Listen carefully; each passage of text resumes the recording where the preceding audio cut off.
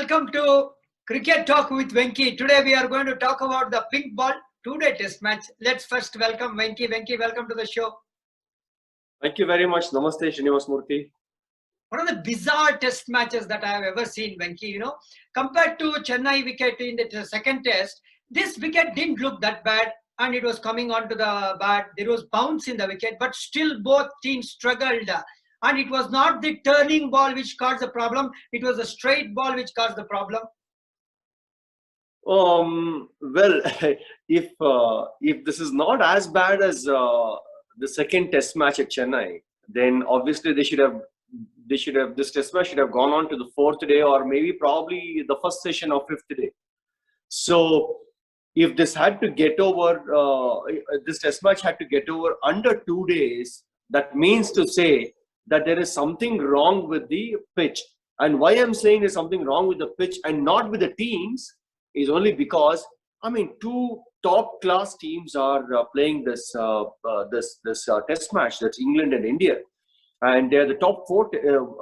These two teams are in the top four in the world. And having said that, both of them were in contention for the World Test Championship. So that means to say that two top teams are playing.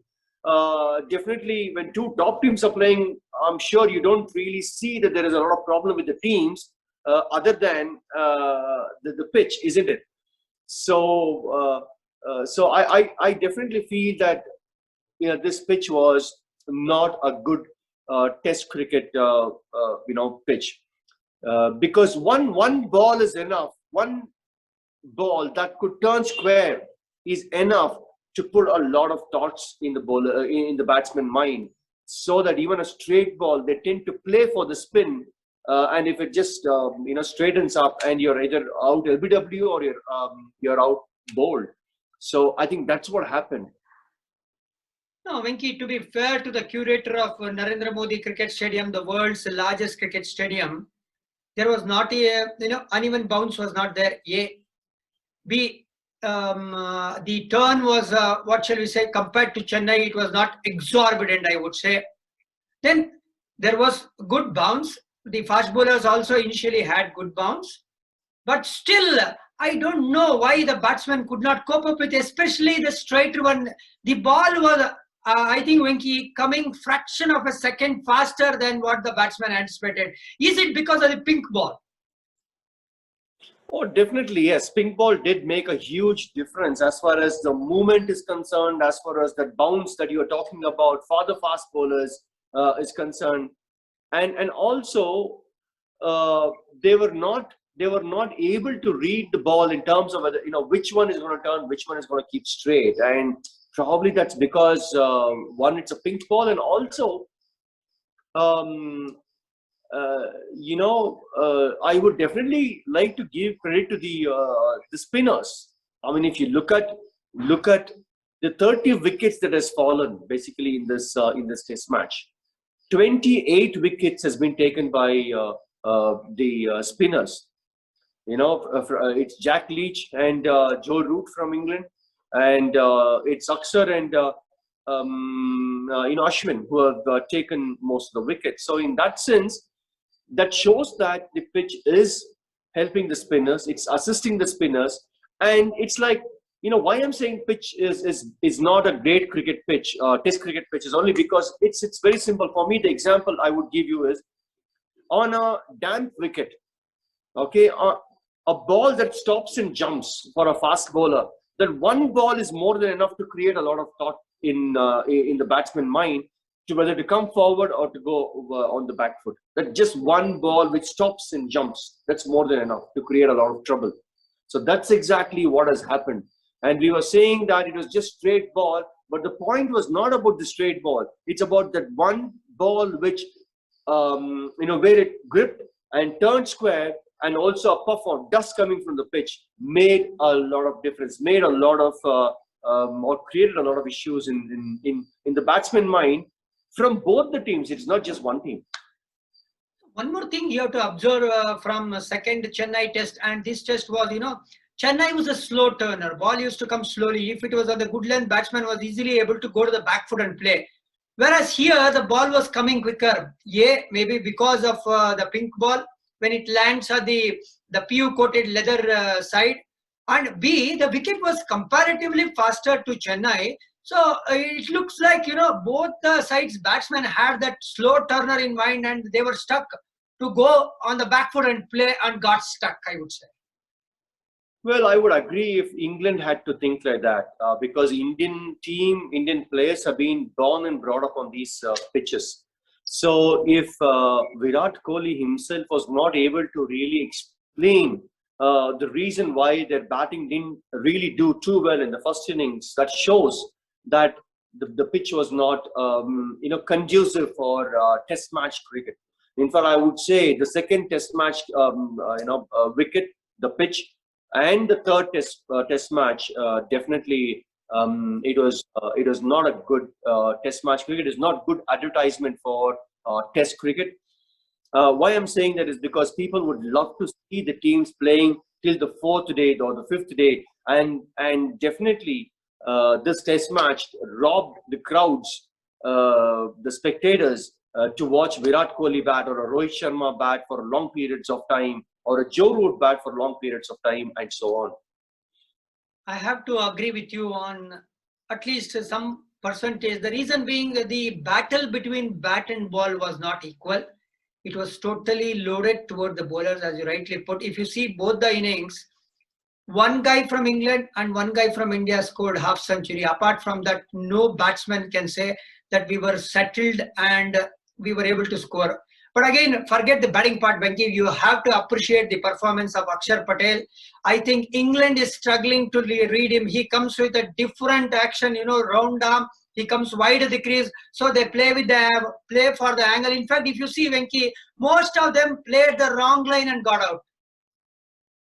Well, yes. I mean, all full credit to Axar Patel for making a wonderful debut in pink ball cricket, because this is the second Test match and the first in the pink ball, and claiming 11 wickets for 70 runs has been just brilliant. Probably one of the best performances from the bowler in pink ball cricket. That is Axar Patel. Yes, he delivers from wide of the crease and slightly round arm and comes in a different angle. So what happens normally is that the ball, since he undercuts the ball, Srinivas Murthy, so there is not much of spin for him. Okay, the spin that he was getting in this Test match or in the second Test match is mainly because of the assistance that was given, or the grip that he used to get from the pitch. If it had to be a flat track, probably he wouldn't have got the turn, because he's not a big turner of the ball.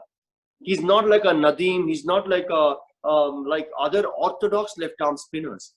So since he goes wide of the crease, bowls round arm and gets that undercut, he tends to land the ball more on the shining part that you was talking about, on the lycra part of the ball, and hence it skids through. Basically, it comes onto the bat. But the credit, or the consistency is something which he's one has to appreciate. The length that he bowls is just brilliant. It's good length, every single ball, and stump line, and in line with the stump. So that means to say that he's making the batsman play every single ball. Obviously, on a flat track, when there is not much of turn, he will be looking to get the batsman out, either LBW or that back pad at short leg.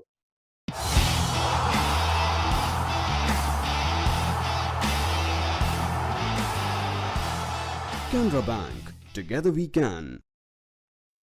As you rightly said, he was deadly accurate, and he was very well supported by Ashwin, I would say, who completed that 400 wicket landmark in Test cricket and then 600 wicket in international cricket.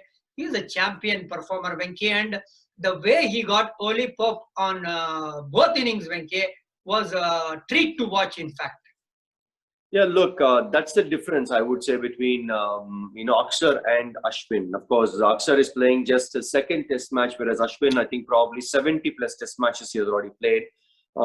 There's a huge wealth of experience, under his belt with Ravichandran and Ashwin. but what I'm trying to say here is you can clearly make out the skill aspect, the ability to turn the ball at will, to bowl that that straighter ones at will, to bowl that carom ball at will.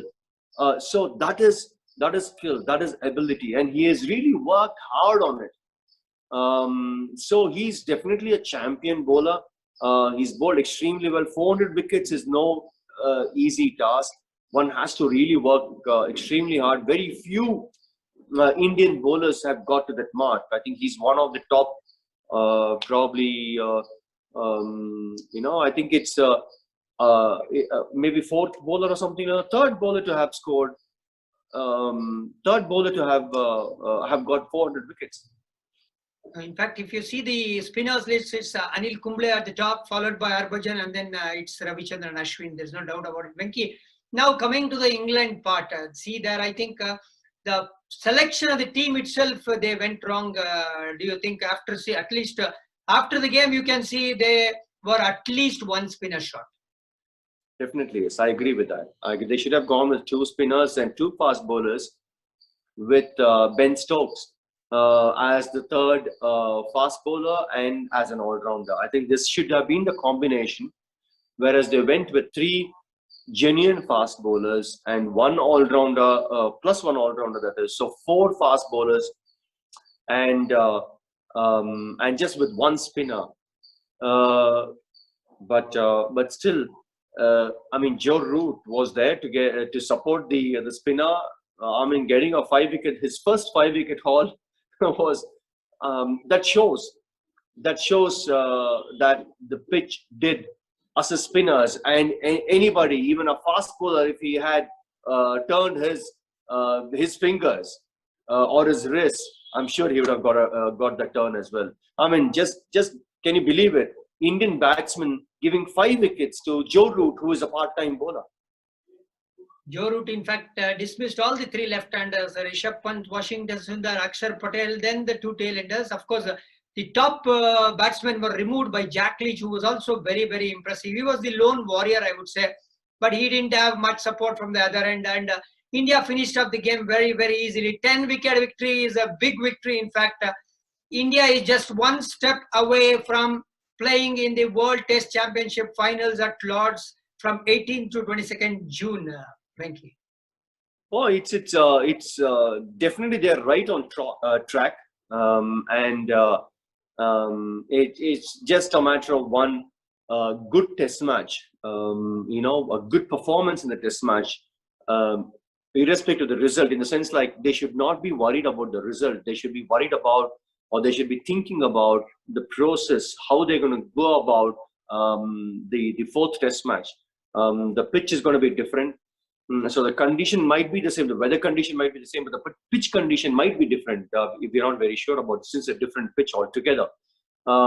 So it is important probably to put up a good score. We've been seeing in the batting department, except for Rohit Sharma, there's not much of confidence, with the other batsmen, whether it's Shubman Gill, whether it's Pujara, Virat Kohli, or an Ajinkya Rahane. So they need to contribute. Somebody needs to, in these top 4 guys, other than Rohit Sharma, somebody needs to come up with a big 100. So that's something I'm sure will be in their minds, and to put up a good score on board as a batting unit, that's something I'm sure they will be working on. Absolutely right, Venky. So if you see the series, the Chennai test win and this test win, you have to dedicate it to the bowlers, because they have bowled brilliantly. Of course, they had assistance from the wicket, but again, you cannot take the credit away from that. One more positive and wonderful aspect from India's perspective is, the bench strength, which is coming straight away and performing. You see Axar Patel now coming in place of Ravindra Jadeja. Then you saw in Australia, Natarajan coming and performing, Sundar coming and performing, Shardul Thakur coming and performing. So actually it should be India which should be doing the rotation policy, not England, I would say. You can say that. Of course, the bench strength is really, really good. There is no doubt about it. There's a lot of fast bowlers that is coming up. You mentioned quite a few names: Natrajan, Mohammad Siraj, Shardul Thakur, and so many others other than Mohammad Shamis or Jasprit Bumrah, Ishan Sharma, Bhuvaneshwar Kumar. Other than these guys, Umesh Yadav. So there's quite a few more fast bowlers coming up, and these fast bowlers are sort of a role models for a lot of youngsters.